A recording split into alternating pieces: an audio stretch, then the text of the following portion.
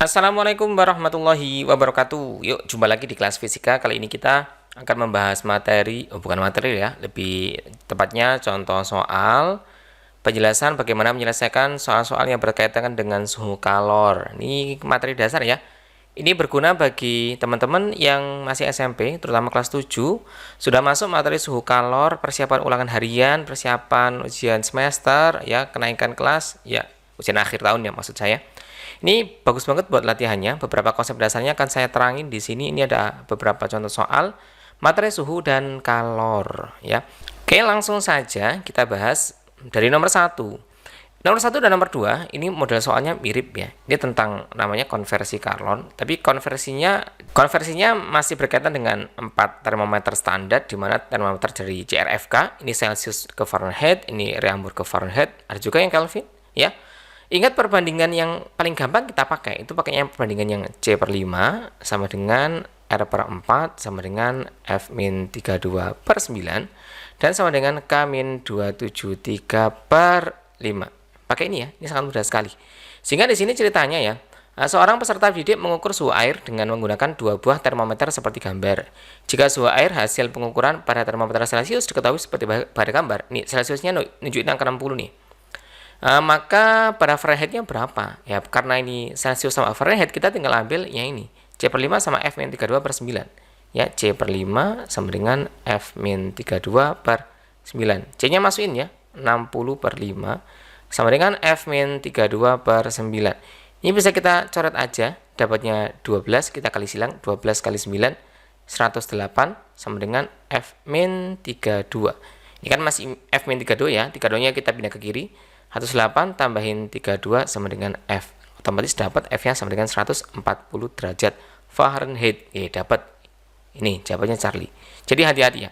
Kalau misalkan mau kita konversi ke Reaumur, iseng aja ya, dari Celsius ke Reaumur, gampang banget ya. Tinggal C per 5 sama dengan R per 4. C-nya masukin, tadi 60 per 5 sama dengan R per 4. Ya, ini tinggal kita coret, dapat 12. 12 kalikan 4, 48 sama dengan R. Jadi kalau pakainya Reaumur terbacanya 48 derajat Reaumur. Kalau ke Kelvin gimana? Tambah gampang lagi. Perhatikan. C per 5 sama dengan K-273 per 5. Ini kan sama-sama 5.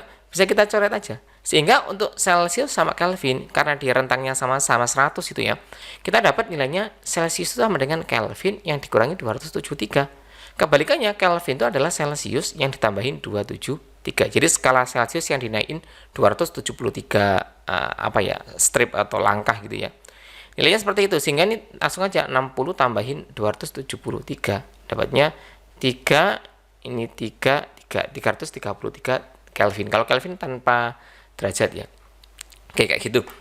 Kalau misalkan mau dibalik-balik juga boleh ya. Misalkan Fahrenheit ke Celsius, Reaumur ke Fahrenheit langsung, hasilnya sama aja dan tetap bisa. Pakainya intinya pakai perkalian silangnya.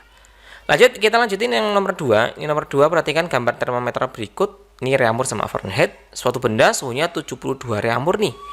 Bila diukur menggunakan termometer Fahrenheit, maka nilainya berapa? Berarti kita pakainya yang R sama F, ya oke. R per 4 sama dengan F-32 per 9. Misalkan F yang di depan boleh nggak? Ya, boleh. Sama aja. Nanti dikali silang hasilnya sama saja. 72 per 4 sama dengan F-32 per 9. Ini kita coret, dapatnya angka 18. Ini kan 1 ya, berarti 18 kita kalikan 9 dapat 162 sama dengan F-32. Minus 32-nya ke kiri, 162 tambahin 32 sama dengan F. Oke, otomatis kita dapat F-nya sama dengan 194 derajat Fahrenheit. Oke, jawabannya delta. Gimana kalau ke Celsius? Sama. Berarti ambilnya yang C per 5 sama R per 4. Tinggal dibandingin aja. Ini gampang ya. Tapi sekali lagi syaratnya, boleh menggunakan rumus CRFK ini, syaratnya ya harus 4 termometer ini. Misalkan pakai termometer yang tidak diketahui, ya kita nggak boleh pakai termometer ini. Dimana kasus termometer yang tidak diketahui, ini yang nomor berikutnya. Oke. Ini nomor 3, termometer X menunjukkan skala minus 10 derajat X saat dicelupkan ke dalam air es dan menunjukkan angka 90 derajat X ketika dicelupkan ke dalam air mendidih. Suhu 50 derajat X sama dengan berapa? Jadi termometer itu kan yang di atas tadi, CRFK, ya ini kan, ya ini penemunya ya, Celsius, Reaumur, Fahrenheit, sama Kelvin. Cara kerja termometer itu sebenarnya sederhana. kita misalin yang Celsius, ini derajat Celsius, kemudian ini ada derajat Fahrenheit. Oh, reampur dulu. Sama di sini ada namanya derajat Kelvin. Prinsipnya itu kita harus tahu di mana titik beku dan titik didihnya. Kalau Celsius kan di angka 0 sampai 100. Reaumur angka 0 sampai 80. Kelvin, oh jangan Kelvin, Fahrenheit aja. Fahrenheit itu angka 32 sampai 212. Jadi misalkan Celsius ini nunjukin angka 50 gini ya. Maka reaumur ini nunjukin, lah kita lihat 50 kan setengahnya Celsius, setengah skalanya. Ini setengah skalanya berapa? Ini 40. Konversi itu kayak gitu. Ini juga sama, dari Fahrenheit ini 32 sampai 212 ini tengahnya berapa? Nah, kita harus tahu dulu rentangnya berapa. Kalau Celsius kan dari bawah ke atas ini 100, ini dari bawah ke atas 80. Ini 212 kalau kita kurangi 32, ini rentangnya ini 180. Sehingga untuk kesini ini rentangnya separuhnya, ini 90. Sehingga nilai ini ya nilainya sama dengan 32 kita tambahin 90. Ini 2, ini 122. Kayak gitu. Tapi kalau angkanya bulat kan gampang ya, kayak 10, 20, 30 ya. Kita cari 1/10-nya, 1/20-nya. Tapi kalau angkanya kayak 3, 13, 17 kan agak susah. Sehingga timbul rumus ini, rumus perbandingan untuk CRFK. Atau rumus universalnya yang bisa kita gunakan untuk segala macam termometer itu ini. X min X beku per X didih min X beku sama dengan Y min Y beku per Y didih min Y beku. Saya biasanya menyebut rumus ini sebagai rumus universal termometer, bisa digunakan sebagai segala macam termometer. Termasuk rumus yang di atas tadi yang C/5 bla bla bla itu hasil penyederhanaan dari rumus ini. Oke, saya buktikan ya. Misalkan kita ambil Celsius sama reaumur, jangan reaumur, pakai yang Fahrenheit aja. Celsius kan nilainya di 0 sampai 100 ya. Bekunya 0, didihnya 100, kalau Fahrenheit tadi di 32 sampai di 212. Ini rentangnya kan 100 skala, ini rentangnya di 180 skala. Oke, kita masukin sini. Jadi variabel X sama Y ini bisa kita ubah-ubah tergantung termometer yang mau kita pakai gitu ya. Jadi kalau C sama F, dapatnya kita ya C min 0 per 100 min 0 sama dengan F min 32 per ini 212 min 32 ya. Ini didih, ini beku, didih gitu ya. Otomatis dapat C per 100 sama dengan F min 32 per 180. Dibagi 20 dapatnya 5, bagi 20 dapatnya 9. Sehingga jadinya ini C per 5 sama dengan F min 32 per 9. Dan ini sama persis dengan rumus yang di atas tadi. Yang ini. Ya, C per 5 sama dengan F min 32 per 9. Alhasil, rumus CRFK ini sebenarnya rumus penyederhanaan dari rumus ini. Yang rumus universalnya ini. Kayak gitu ya ceritanya ya. Untuk semua termometer yang CRFK yang diketahui ini. Kalau kamu perhatikan, yang bawah ini pakainya perbandingan 5495 dan yang atas selalu dikurangi dengan titik bekunya. Nah, kebetulan Celsius titik bekunya 0, C min 0 tetap C, R min 0 tetap R, ini titik bekunya 32 jadi F min 32, ini K min 273. Kayak gitu ya. Asal muasalnya dari sana. Kalau kita aplikasikan untuk termometer X yang nomor 3 itu, berarti dia kan ini titik bekunya.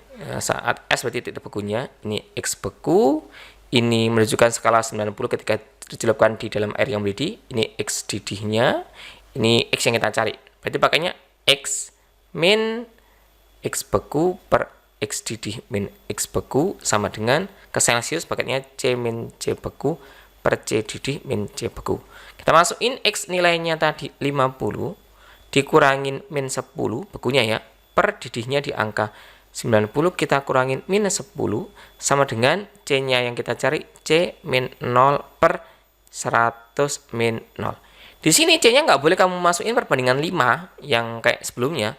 Karena kalau perbandingan 5 ini khusus kalau mau konversi 4 ini CRFK ya. Kalau selain itu nggak boleh. Kayak contoh nomor 3, 4 ini yang termometer nggak diketahui nggak boleh pakai itu.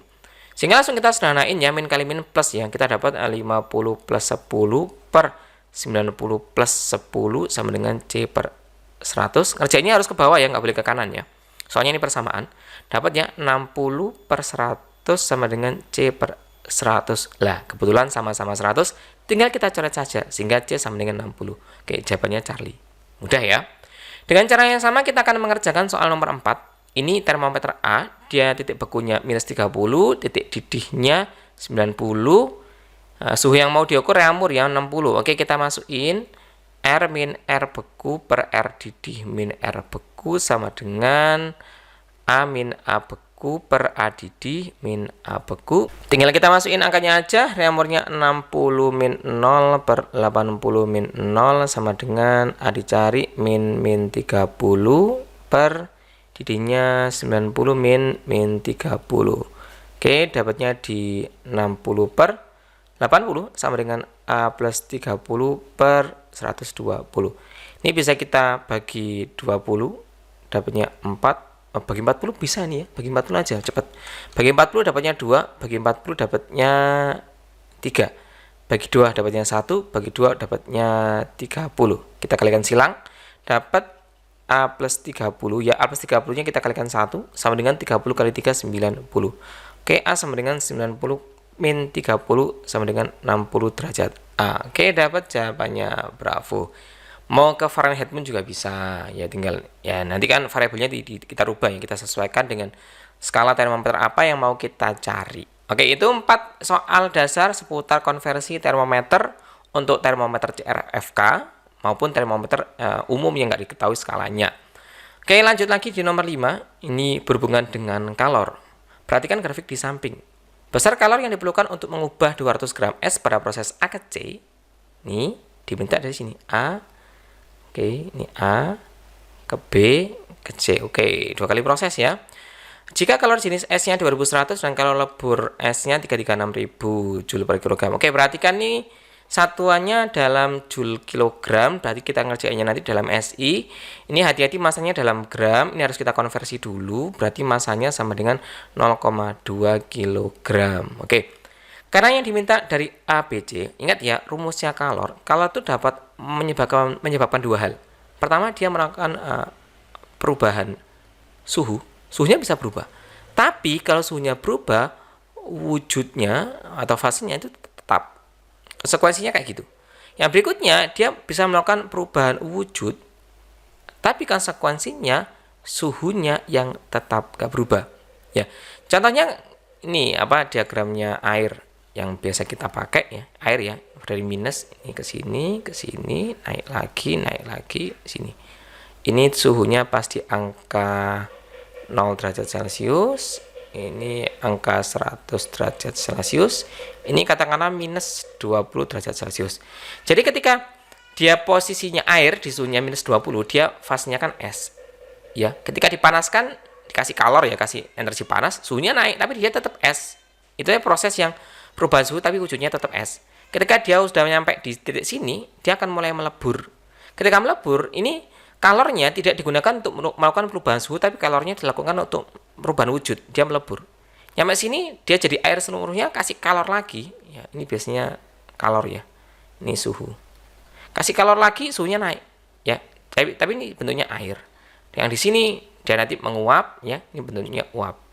Lah, proses ketika melakukan perubahan suhu, ya perubahan suhu dengan wujud tetap, nanti rumus yang kita pakai di proses ini, Q-nya sama dengan M C delta T. Biasanya nyingkatnya Q macet ya. Massa kalor jenis perubahan suhu. C-nya kalor jenisnya nanti tergantung dia jadinya apa. Kalau ketika S ya kalor jenisnya S, kalau R ya kalor jenisnya air, dan begitu juga kalau uap ya kalor jenisnya uap. Kalau dia melakukan perubahan wujud, yaitu proses yang ini, yang mendatar nih, dia perubahan wujud, melebur atau mencair atau menguap. Nanti rumusnya Q sama dengan M kalikan L. L itu kalor laten 2, ada kalor laten lebur sama kalor laten uap. Sehingga jadinya nanti rumusnya itu Q sama dengan ML atau Q sama dengan MU. Kayak gitu ya. Oke, peletakan rumusnya di sini. Kalau yang di sini, ini Q sama dengan ML, yang ini ya, lebur. Kayak di sini, Q sama dengan MU, kalor laten uap. Kalau ketika dia lagi di sini, maka Q-nya sama dengan M, massa, C-nya S, kalau jenis S perubahan suhunya. Kalau dia di sini, berarti pakainya yang Q, massa, C-nya air, kalikan delta T. Dan ketika dia di sini, Q-nya sama dengan M, C delta T. Oh, juga cukup. Cuma C-nya itu pakai C uap gitu ya. Sesuai dia fasenya apa. Jadi, kayak lagi rumus kalor ya cuma 2, MC delta T atau ML ya. Dan ini kita terapkan di kasus nomor 5, yang diminta ini kan proses dari A ke C. A ke C, A ini kan di A ke B, ini kan dia jadinya S, masih S, B ke C dia melebur. Berarti kalor dari A menuju C sama dengan kalor dari AB tambahin kalor dari BC, kayak gitu.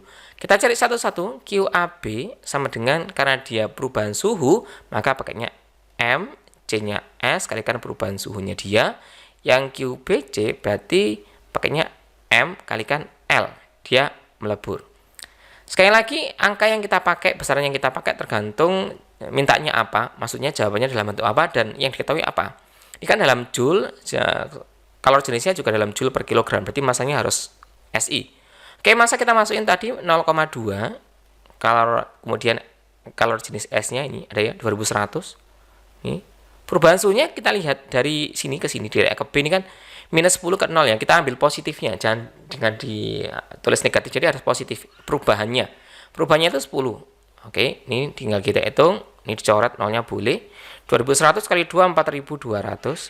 Kemudian yang ini 0,2 kita kalikan dengan 336000 ya. Ini kita coret ya. Tinggal 336 kita kalikan 2 itu dapatnya 672. 0, sisa 02. Tinggal kita tambahin saja 004 7 tambah 4 1 71400. Ini tadi joule juga joule. Oke, jawabannya C. Misalkan ya tanyain kalau dari A ke D ya tambahin lagi. Tapi nanti kalor jenisnya ini kalor jenis air ya. Biasanya kalor jenis air nilainya 4200 gitu. Kalau sampai E ya tinggal tambahin terus saja. Pokoknya sesuai. Rumus yang dipakai ya tetap lihat diagramnya dan rumusnya cuma 2. Oke, kita lanjutin lagi contoh nomor 6 nih. Perhatikan grafik pemanasan 500 gram es suhu 10 derajat Celcius berikut. Oh, minus nih, minusnya di sini ya. Suhu minus derajat Celcius taruh sini. Jika kalor jenis esnya sekian 2100 standar ya. Kalor jenis airnya 4200 juga standar. Satuannya joule per kilogram. 336.000 joule per kilogram. Berapakah kalor dibutuhkan dalam proses BCD? Ya, BCD dari sini. Dia proses melebur kemudian naik. Oke, berarti dia melebur sama air. Caranya sama, berarti QBC sama dengan M kalikan L, QCD sama dengan MC delta T, cuma dia fasenya air. Oke, masanya 0,5, leburnya 336.000 sama dengan 0,5 kalikan 4200 kalikan perubahan suhunya 0 ke 30 ya, kita masukin 30. Tinggal kita hitung saja. Ini berarti setengahnya 336 ya. 336 itu berarti 150 tambah 18 ya. Separuhnya 300 kan 150, separuhnya 36 itu 18, berarti itu ketemunya 168.000. Ini kemudian setengahnya ini setengahnya 42 itu 21. 21 kalikan 3, 63 ya. Ini 63.000. Ya kita tambahin aja joule 000 8 tambah 3 11 12 13 1 2 3 1 000. Oke, jawabannya delta. Otomatis joule ya, SI kita hitungnya. Oke, intinya ya tinggal kamu hitung saja dikalikan biasa, jumlahin dapat gitu. Oke, lanjut lagi nomor berikutnya, nomor 7. Perhatikan grafik berikut. Es yang masanya 50 gram dipanaskan dari minus 5, ini gambarnya, menjadi air bersuhu 60 derajat Celcius. Oke. Oh, di sini ya. Dari A ke B ke C terus naik. Kemudian jika kalori lebur es 80 kalori per gram. Wah, ini dalam kalori per gram. Oke. Jawabannya kalori. Oke, ini kalori ya. Berarti tidak perlu kita SI kan karena ini dalam gram, masa kalori jenisnya atau kalori latennya, maka gramnya kita biarin aja. Kayak gitu. Kalau jenis S-nya 0,5, kalau jenis R-nya 1, maka banyaknya kalori yang diperlukan pada proses CD. Walah, ternyata CD. Saya kira semuanya. Kalau semuanya ya tinggal dihitung satu-satu ya. Cuma ini S, melebur, air. Gitu, dijumlahin satu-satu aja. Kalau CD berarti dia fasenya air aja. Dari 0 ke 60 langsung ya. Q sama dengan MC delta T. Masanya 50, C-nya 1, delta T-nya 3. Oh, sorry, 60 itu ya. 60 sama dengan 3000 tadi kan dalam kalori ya, maka kalori. Kal itu kalori ya singkatannya. Oke, dapat jawabannya, bravo. Wah, mudah banget ini. Oke, itu berhubungan dengan kalor standar yang dicari ya, kalornya dari soal nomor 5, nomor 6 maupun nomor 7 kita dicari kalornya. Kita lanjutin nomor 8 sama nomor 9, ini agak berbeda. Sebenarnya sama ya, tapi rumusnya kita bolak-balik.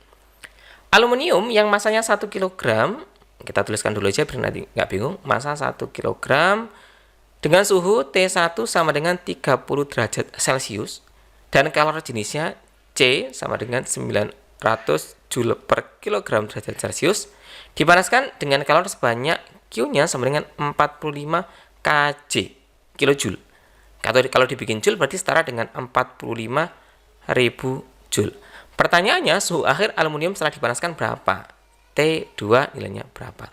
Jadi, rumus daripada kalor tadi kan Q sama dengan MC delta T. Delta T ini adalah perubahan suhu. Sehingga di dalamnya delta T ini isinya adalah T2 kurangi T1.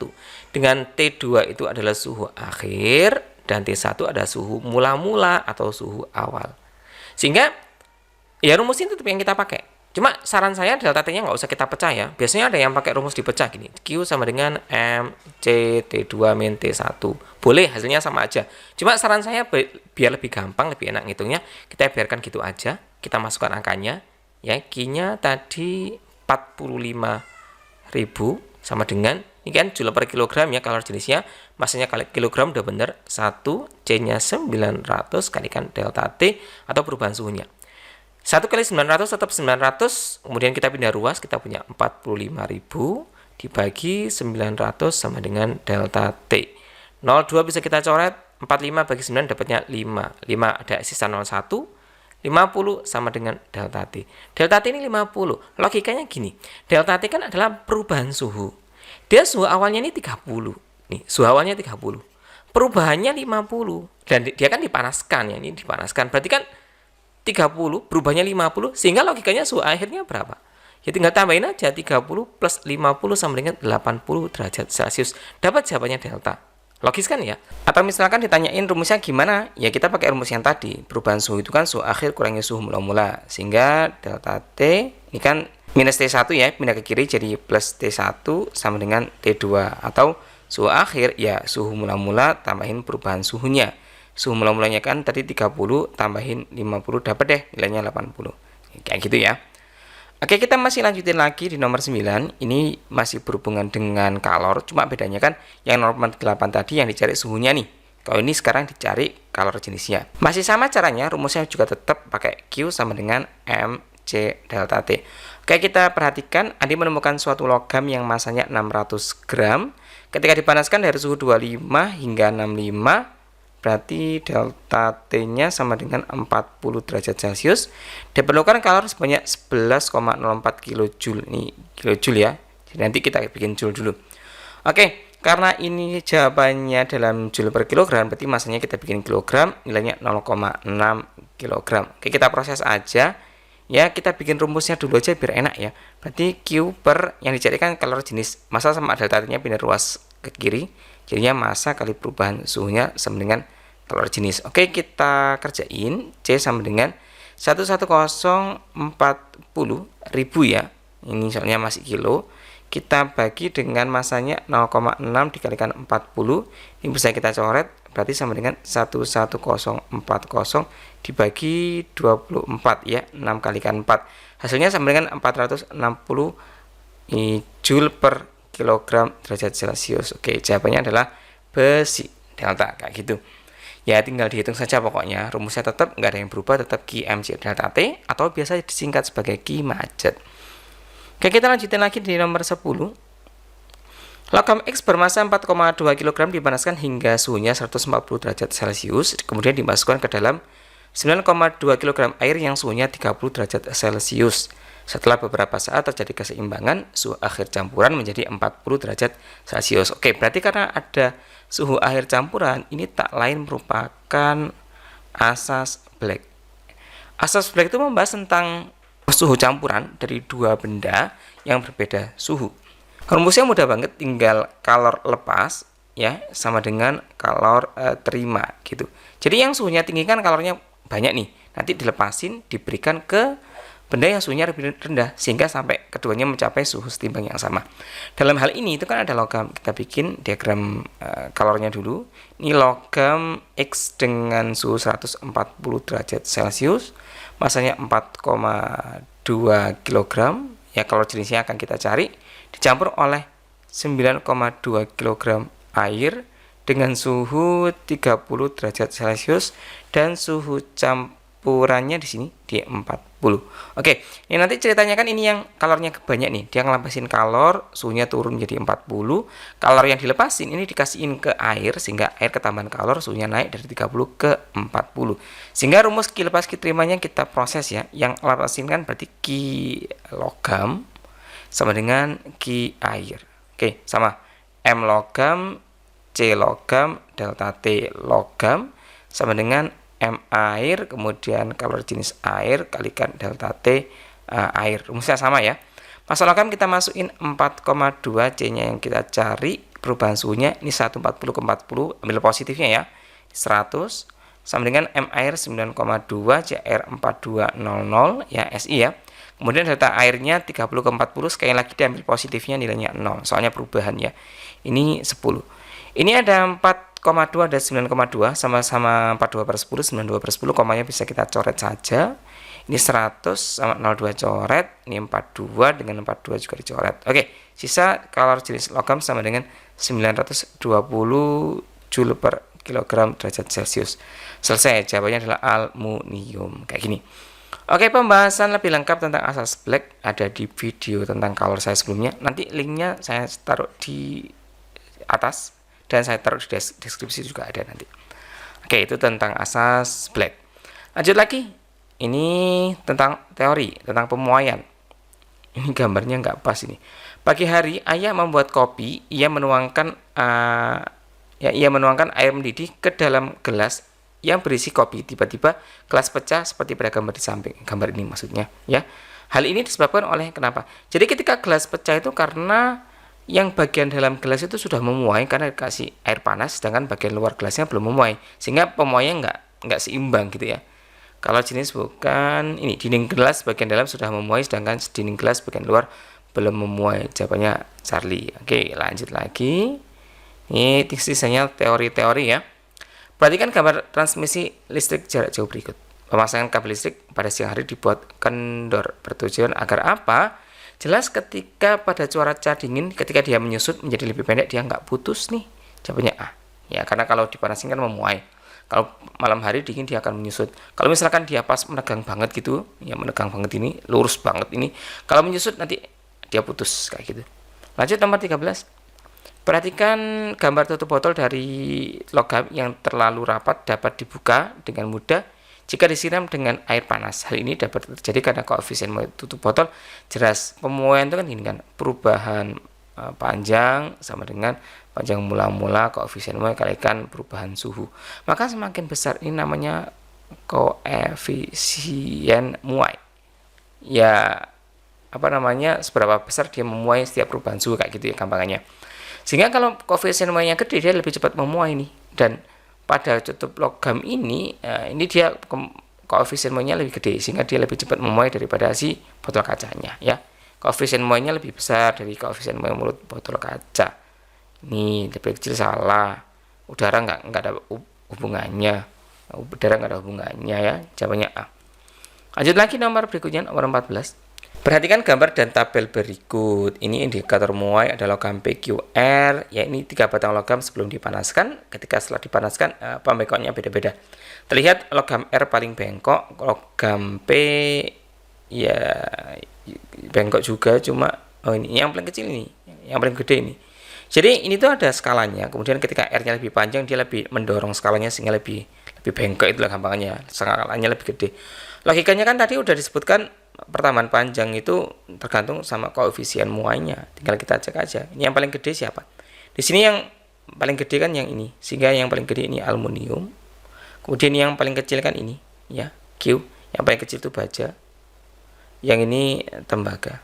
Oke, kita lihat berdasarkan ilustrasi percobaan dan data koefisien muai panjang logam yang menunjukkan batang baja, tembaga, dan aluminium secara berturut-turut. Baja, tembaga, aluminium, baja, tembaga, aluminium, berarti QPR ini. Bravo ya. Oke, lanjut lagi nomor 15.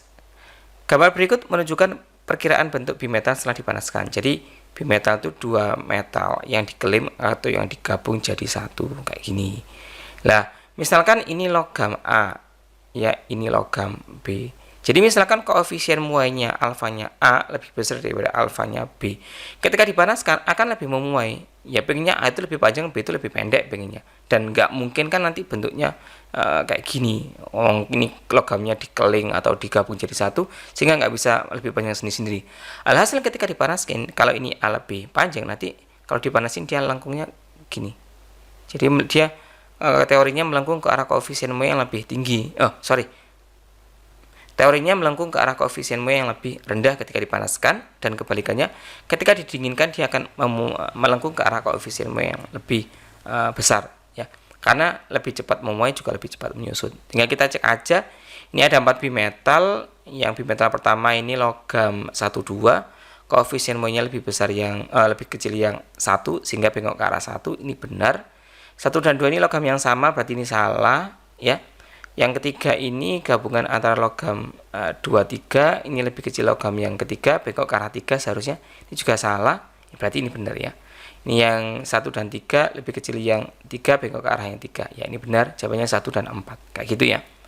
Oke, lanjut ke rumus pemuaian. Sebuah logam sepanjang 10 meter ini L mula-mula bersuhu 20 derajat Celcius. Koefisien muai panjangnya ini dipanaskan hingga suhunya 80 derajat Celcius. Nih, berarti dapat perubahan suhunya sama dengan 80 kurangin 20 sama dengan 60 derajat Celcius. Pertambahan panjangnya langsung ya, delta L sama dengan L0 alfa delta T. L0-nya sama dengan 10, alfanya 0,00012, delta T-nya tadi berapa? 60 ya. Oke, ini kita coret nolnya 2 biar komanya geser, 1 2 geser ke sini. Tinggal kita kali ini aja. 12 kali 6 dapat nilainya 72. Kita lihat berapa angka di belakang koma. 1 2 3 berarti 0,072 meter ya. Kalau L0 atau panjang mula-mulanya meter, maka pertambahan panjangnya juga meter. Begitu pula kalau panjang mula-mulanya cm, otomatis pertambahan panjangnya juga cm. 0,072. Oke, lanjut lagi 17. Perhatikan gambar skema setrika listrik yang dilengkapi termostat berikut. Pengaruh kenaikan suhu setrika menyebabkan posisi bimetal melengkung ke arah atas. Nah, kalau dia melengkungnya ke arah atas, tadi teorinya kan dia melengkung, saat dipanaskan melengkung ke arah koefisien muai yang lebih kecil. Berarti alfanya A ini lebih kecil daripada alfanya B. Nih, kalau jenis nggak ada efeknya, karena kalor jenis kan untuk ngitung jumlah kalor ya, Q sama dengan M C delta T. Ini yang kalor jenis, nggak ada efeknya. Berarti koefisien muai ya. Panjang logam B lebih besar. Oh ya, nih B lebih besar ya, jawabannya Charlie. Oke, kita lanjut lagi. Nomor 18. Ini juga mirip kayak sebelumnya. Perhatikan gambar skema alarm berikut. Agar alarm kebakaran tersebut dapat berfungsi dengan benar, maka pilihan logam A dan logam B yang tepat berturut-turut adalah yang mana saja. Intinya gini, ini bimetalnya digunakan sebagai saklar otomatis ya. Ketika suhunya meningkat atau ketika kebakaran, dia akan melengkung ke arah atas sehingga menyambungkan listrik jadi saklar. Nanti alarm ini alarmnya menyala, ceritanya kayak gitu. Otomatis berarti logam A itu harus lebih kecil daripada logam B. Kita cek hubungannya ya. Aluminium sama perunggu. Aluminium perunggu ini lebih gede sama aluminium, nggak mungkin. Besi aluminium besi lebih kecil. Oke, ini jawabannya ya. Kalau perunggu besi kita cek ya, perunggu lebih besar, salah. Aluminium sama baja, aluminium juga lebih besar, juga salah. Jawabannya bravo. Oke. Lanjut lagi. 19 tentang rambatan kalor. Ketika kita merembus air di atas kompor dengan menggunakan panci sebagai media, akan terjadi perpindahan kalor. Jenis aliran kalor yang benar pada air dan panci berturut-turut adalah yang mana? Jadi rambatan kalor itu ada 3. Pertama ada konduksi, kemudian ini konveksi, yang berikutnya ada radiasi. Ya. Untuk yang bagian konduksi sama konveksi ini sama-sama membutuhkan medium. Harus ada sesuatu benda untuk merambatkan panasnya. Tapi kalau radiasi ini tidak membutuhkan medium. Oke. Kemudian kalau konduksi biasanya mediumnya itu padat ya hampir selalu padat ya. Kalau konveksi ini yang mengalir, gas atau cair. Kayak gitu. Karena konveksi ini medium rambatannya ikut ngalir ya, kalau konduksi enggak gitu ya. Jadi yang air ini kan maksudnya dikonveksi, soalnya airnya itu ikut bergerak ya. Konveksi kalau pada pancinya itu kan besi ya atau aluminium, dia benda padat, dia nggak ikut bergerak. Jadi konveksi sama konduksi jawabannya A. Lanjut lagi nomor 20. Dalam peristiwa berikut terjadi perpindahan kalor secara konveksi kecuali suhu atmosfer bumi yang semakin meningkat. Ini bisa terjadi angin darat jelas konveksi, tutup panci panas ketika merebus air ini bukan konduksi. Karena mengalir dari ya banyak ya, ada konveksinya juga, cuma lebih ke konduksinya karena mengalir dari bagian pancinya ke atas gitu, ke tutupnya. Laut dari daerah tropis ke subtropis ini juga konveksi. Lanjut lagi 21. Ini tentang pemuaian lagi.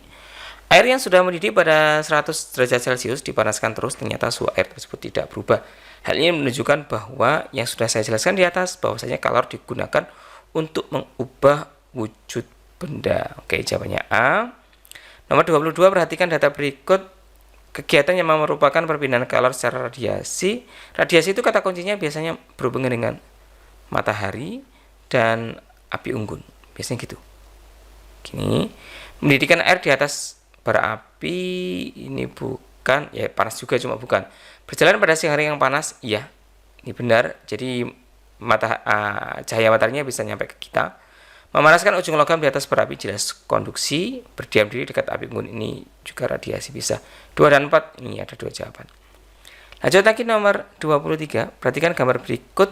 Pada sambungan rel kereta api tampak pada gambar bertujuan.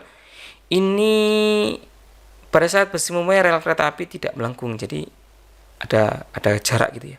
Nanti kan kalau memuai dia masing-masing tambah panjang gitu. Ya kalau nggak ada jarak, nempel banget ini, nanti jaringnya nanti memuai nanti dia melengkung gini. Dan ini membahayakan ya. Nanti kereta apinya bisa keluar jalur ya. Pada saat besi memuai rel kereta api tidak melengkung. Charlie. Kita lanjutin lagi. Nomor 24. Berikut ini yang merupakan peristiwa pemuaian adalah jemuran ini bukan raksa dalam termometer yang naik. Ini jelas karena pemuaian ya. Air membeku bukan, kembang api juga bukan ya. B ya. Jadi kalau panas dia memuai sehingga skalanya meningkat ya. Kalau dingin dia menyusut, skalanya turun. Saat kita menyentuh es, sensasi dingin yang dirasakan oleh kulit merupakan gambaran jelas. Ini gambaran adanya perpindahan kalor dari tubuh kita menuju es sehingga tubuh kita kekurangan kalor dan merasa kedinginan. Jawabannya adalah bravo. Oke, itu 25 nomor pembahasan soal yang berhubungan dengan suhu dan kalor, baik perpindahan kalor dan juga pemuaian. Oh, ada satu lagi yang belum saya sampaikan, lupa ya. Jadi yang rumus tadi, yang rumus pemuaian ini. Jadi pemuaian itu sebenarnya ada macam-macam ya. Pemuaian terutama pemuaian zat padat. Ini itu dibagi 3. Ada yang panjang, kemudian ada yang luas, ada yang volume. Rumusnya sama ya. Perubahan panjang sama dengan panjang mula-mula koefisien muai panjang kalikan perubahan suhu. Kalau luas berarti perubahan area luas sama dengan luas mula-mula kalikan koefisien muai luas itu beta, perubahan suhu. Kalau volume, perubahan volume sama dengan volume mula-mula kalikan gamma. Gamma ini koefisien muai volume kalikan perubahan suhu. Bedanya di alfa, beta sama gamma, di koefisien muainya aja. Nilai beta itu sama dengan 2 kali alfa, sedangkan nilai gamma sama dengan 3 kali alfa, gitu ya. Jadi nilai ini ya 3 kalinya alfa. Kayak gitu, tambahan pemuaian pada zat padat. Kemudian ada satu lagi, ada pemuaian pada zat cair. Ya, biasanya kalau pemuaian pada zat cair ini namanya anomali air. Keanehan air. Setiap benda kalau didinginkan kan dia akan menyusut, termasuk air. Air itu ketika kita dinginkan dia akan terus menyusut sampai suhu 4 derajat Celcius. Ketika kita dinginkan lagi, suhunya kita turunkan ke 3, ke 2, ke 1, ke 0 menjadi es. Dia tidak menyusut. Ketika dia diturunkan lagi suhunya, ya diturunkan, maka dia akan memuai. Inilah keanehan air. Jadi ketika dia mencapai suhu 4 derajat Celcius, dia akan mencapai volume terkecilnya. Ya, di 4 derajat Celcius nih volumenya terkecil atau massa jenisnya rho-nya dia terbesar. Ya, disinilah nilai rho itu nilainya 1000 kg per meter kubik air itu ya. Sehingga ketika dia menjadi wujud es, dia akan terus memuai. Rho sama dengan M per V. Ketika dia terus memuai, volumenya menjadi lebih besar, maka massa jenisnya mengecil. Alhasil ketika kita punya bongkahan es, kamu beli es teh, gitu ya.